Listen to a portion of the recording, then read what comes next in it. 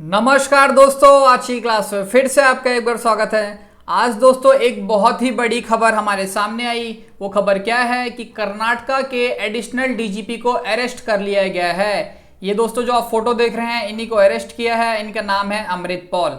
दोस्तों अभी कुछ टाइम पहले पुलिस के एग्जाम हुए थे एसआई पोस्ट के लिए, मतलब सब इंस्पेक्टर की पोस्ट के लिए एग्जाम हुए थे कर्नाटका के अंदर। एंड जो ये प्रोसेस चल रहा था रिक्रूटमेंट का इनका पुलिस के अंदर, इसी के अंदर दोस्तों बहुत बड़े लेवल पे स्कैम हुआ एंड इसीलिए इन आईपीएस ऑफिसर को अरेस्ट कर लिया गया। एंड दोस्तों सिर्फ इन्हीं को नहीं, अब तक टोटल 60 लोगों को अरेस्ट कर चुके हैं, यानी 60 peoples have been arrested in the case so far. चलिए दोस्तों, अब जो आर्टिकल है ये दोस्तों द हिंदू में आया है, इसके बारे में हम बात करते हैं। अब दोस्तों आपको पता है, अगर किसी आईपीएस ऑफिसर को अरेस्ट किया है, इसका मतलब उनके खिलाफ बहुत ही बड़े ठोस सबूत हैं। बिना दोस्तों ठोस सबूत के किसी भी आईपीएस ऑफिसर को अरेस्ट करना इतनी आसान बात नहीं होती। एंड वो भी दोस्तों इतनी बड़ी रैंक का officer, that is additional director general of police. आपको पता है ये बहुत टॉप मोस्ट पोजीशन होती है पुलिस डिपार्टमेंट की। एंड दोस्तों जो ये हैं मतलब एडिशनल डीजीपी जो ये थे अमृत पॉल, ये दोस्तों पुलिस रिक्रूटमेंट सेल के हेड थे। अभी तो इनको हटा दिया उस पोस्ट से, बट जब करप्शन का इन पे आरोप लगाया गया था दोस्तों, तब ये इस डिपार्टमेंट के हेड थे। पुलिस रिक्रूटमेंट सेल का मतलब जो कंडक्ट करवाते हैं पुलिस के एग्जाम, कांस्टेबल के, सब इंस्पेक्टर के जो एग्जाम कंडक्ट कराते हैं, उस डिपार्टमेंट के ये हेड थे। एंड दोस्तों क्या हुआ कि जब जांच करी गई, जब जांच पड़ताल हुई, तो ये पता चला कि ओएमआर शीट में दोस्तों एक तरह से मैनिपुलेशन किया गया, टैंपरिंग की गई। मतलब क्या हुआ कि उसके साथ छेड़खानी हुई। जो बच्चे ओएमआर में अपने आंसर्स फिल करते हैं, फिर वो सबमिट हो जाते हैं, फिर वो एक तरह से किसी रूम में लॉक करके रख दी जाते हैं अंडर टाइट सिक्योरिटी। बट दोस्तों फिर जब एक तरह से इन्हीं के पास जब वो सारी शीट्स जाती हैं, यही दोस्तों वहाँ के हेड थे, तो बताया जा रहा है कि इन्हीं की गाइडेंस में, एक तरह से इन्हीं की सुपरविजन में ओएमआर शीट्स में टैंपरिंग की गई, यानी कि उनके अंदर थोड़ी सी छेड़खानी करी गई।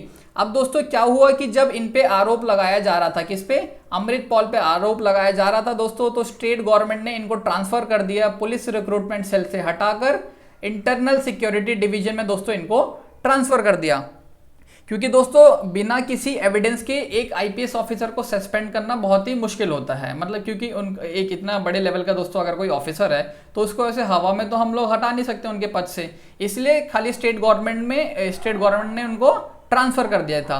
बट दोस्तों उसके बाद क्या हुआ कि एक डीएसपी हैं जिनका नाम है पी शांता कुमार, इनको भी दोस्तों अरेस्ट कर लिया गया है।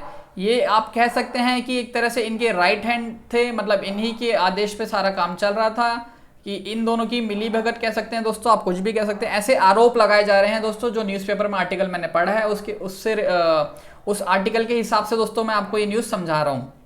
बाकी अभी दोस्तों हमारे जो कोर्ट है, मतलब हमारे जो कोर्ट ऑफ लॉ है, वो डिसीजन लेगा कि ये आरोपी हैं या आरोपी नहीं है, मतलब दोषी इनको करार किया जाएगा या नहीं किया जाएगा, कोर्ट के ऊपर है। बट दोस्तों इनको अरेस्ट किया है, इसका मतलब बहुत ठोस सबूत है इनके खिलाफ। क्योंकि दोस्तों डीएसपी भी बहुत बड़ी पोस्ट होती है, एंड एक आईपीएस तो आपको पता ही है कितनी बड़ी लेवल की पोस्ट होती है, वो भी दोस्तों उसमें भी रैंक एडिशनल डीजीपी एक टॉप मोस्ट ऑफिसर होता है, जस्ट डीजीपी के नीचे होता है एडिशनल डीजीपी। आप सोचिए उनको अरेस्ट किया तो मतलब कितना बड़े लेवल पे इनके पास प्रूफ होगा एंड कितना एविडेंस होंगे, तभी अरेस्ट किया है। अब दोस्तों इस केस में टोटल 60 लोगों को अरेस्ट कर चुके हैं, अराउंड 60 लोगों को अभी गिरफ्तार कर चुके हैं, including the PSI exam topper. ये दोस्तों बहुत ही इंपॉर्टेंट खबर है आपके लिए। क्यों? क्योंकि आप देखिए जो टॉपर है, जिसने टॉप किया था सब इंस्पेक्टर के एग्जाम को, उसको भी अरेस्ट कर लिया गया है। क्यों किया है? क्योंकि उसने पैसे दिए थे, मतलब उसने करप्शन किया था, उसने पैसे दिए ताकि वो एग्जाम में टॉप कर सके। एंड दोस्तों बताया जा रहा है कि अभी तक जो एक तरह से अभी जितनी भी एक तरह से इन्वेस्टिगेशन चल रही है, उसके हिसाब से बताया जा रहा है कि जो मिस्टर पॉल थे, मतलब जो आईपीएस ऑफिसर थे, इन्होंने चाबी दे दी थी, मतलब उस कमरे की उनको चाबी दी थी, अपने जो डीएसपी साहब थे वहाँ के, उनको चाबी दी। एंड उनसे बातचीत करके इन्होंने क्या डिसीजन लिया कि ओएमआर शीट्स में जाके थोड़ी सी छेड़खानी कर दो, जिन बच्चों ने पैसे दिए हैं उनकी शीट्स में आंसर्स एक तरह से सही टिक कर दो। ठीक है, इस टाइप की कुछ प्लानिंग चल रही थी। और साथ ही साथ दोस्तों वहाँ के सीसीटीवी को ऑफ करा दिया गया था ताकि किसी को पता ना चले। अब देखिए दोस्तों, अगर हेड वही हैं वहाँ के, तो फिर उनकी बात कौन टालेगा, एक तरह से यही बात हो जाती है। एंड दोस्तों ये भी बताया जा रहा है न्यूज़पेपर के आर्टिकल के हिसाब से कि लगभग 30 एस्पिरेंट ने पैसे दिए थे, वो भी 30 से 40 लाख रुपए, यानी कि दोस्तों 30 to 40 लैक्स। कितना बड़ा अमाउंट है सिर्फ एक एसआई की जॉब के लिए। मान लीजिए एसआई अगर उसको जॉब मिलती भी है तो 40-50 हज़ार रुपये से स्टार्टिंग हुई है, कुछ आसपास यही रहेगी। सोचिए 50 हज़ार की नौकरी के लिए कोई 40 लाख रुपए दे रहा है। क्यों दे रहा है? क्योंकि उसके मतलब बैक ऑफ द माइंड में कहीं ना कहीं चल रहा है कि जॉब मिलते ही वो भी करप्शन स्टार्ट करेगा एंड वो 40 लाख एक साल में वापस कमा लेगा घूस लेकर। तो दोस्तों इसलिए ये लोग ऐसे हरकतें करते हैं। एंड जैसे ही दोस्तों पुलिस ने इनको अरेस्ट किया, किसको? मिस्टर पॉल को अरेस्ट किया, वैसे ही जो स्टेट गवर्नमेंट है उन्होंने क्या किया, इनको सस्पेंड कर दिया। सस्पेंड क्यों कर दिया दोस्तों? क्योंकि अरेस्ट हो गए। अरेस्ट किया है एविडेंस के बेसिस पे। अब दोस्तों कोर्ट में इनकी सुनवाई होगी, हम देखते हैं केस कहाँ तक जाता है।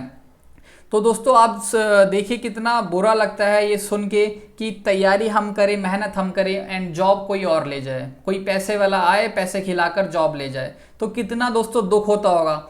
आजकल दोस्तों ऐसा भी होता है, मतलब मेरे भी कई दोस्त ऐसे हैं जो बेचारे तैयारी ही छोड़ देते हैं इस गुस्से में, क्योंकि उनका रिजल्ट ही नहीं आता। 2-2 3-3 साल तक दोस्तों रिजल्ट पेंडिंग रहता है, क्योंकि करप्शन हमारे देश में बहुत ऊंचे लेवल पे होता है एग्जाम से रिलेटेड अगर हम बात करें। ये तो दोस्तों एक केस हमारे सामने आ गया कर्नाटका का। हर एक स्टेट में किसी छोटे एग्जाम्स में दोस्तों बहुत ही ज़्यादा लेवल पे धांधलेबाजी होती है एंड ये सभी को पता भी है। कुछ केसेस सामने आ जाते हैं, कुछ केसेस सामने नहीं आते हैं। अब देखते हैं दोस्तों ये केस कहाँ तक जाता है एंड अगर कुछ अपडेट आएगा तो मैं इसमें दोबारा से दोस्तों वीडियो बना दूंगा। अभी दोस्तों इस वीडियो में सिर्फ इतना ही था। उम्मीद करता हूँ दोस्तों आपको वीडियो पसंद आई होगी एंड वीडियो देखने के लिए बहुत बहुत धन्यवाद दोस्तों। एंड अगर वीडियो पसंद आई है तो इसको ज़्यादा से ज़्यादा शेयर करिए। बहुत बहुत धन्यवाद।